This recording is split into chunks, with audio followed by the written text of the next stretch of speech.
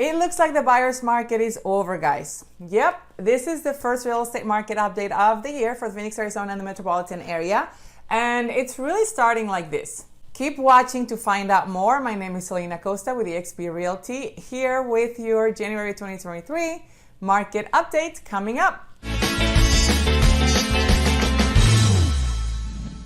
Okay, so let's recap. 2022 was a tough year for traditional buyers. The year started with ever-increasing home prices and big competition from other traditional buyers and from cash investors and speculators who outbid them every time. How frustrating. You had to overpay on a house just to get it. Then, by mid-year, mortgage rates increased and suppressed their buying power even more. This was especially true in the market under $500,000. So, since then, and in the last 7 months, the market has cooled down. We've seen that investors have retreated. They were really hot and heavy there for a while when the market was hot, making up 31% of the market share in the $500,000 and under price point.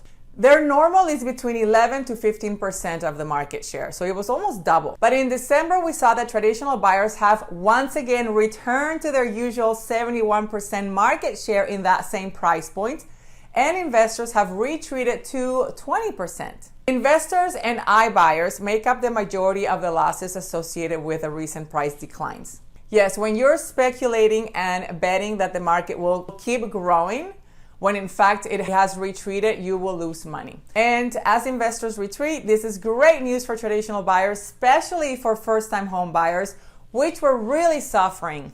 Things are finally starting to feel normal again, and prices have come down significantly in the $500,000 and under price point, especially for starter homes. The median sales price for a single-family home has declined from $435,000 in May of 2022, which was the peak of the market, to $370,000 as of now, mid-January. That's a decline of $65,000 or 15%. And today's mortgage rate of 6%, that's a savings of at least $352 a month in your payment. That's very nice. And to make it even more attractive for buyers is that both FHA and conventional loan limits increase for 2023. So I talked to a lot of people, and some of them believe that prices will continue to drop dramatically this year, 2023.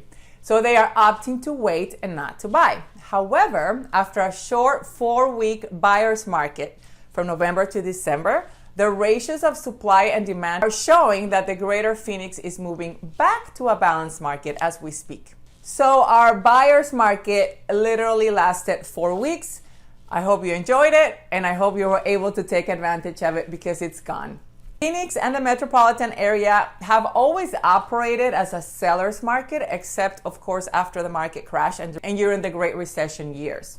But other than that, we are normally a seller's market. So when I say things are going back to normal, that is what I mean. There is less downward pressure on price going forward, and if inflation and mortgage rates continue to decline, the worst may be behind us, according to the data I see.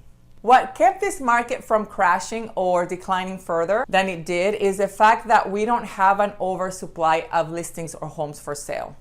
And fewer listings means fewer competitors for sellers. Demand is still very low, but when it's met with low supply, there is less downward pressure on price.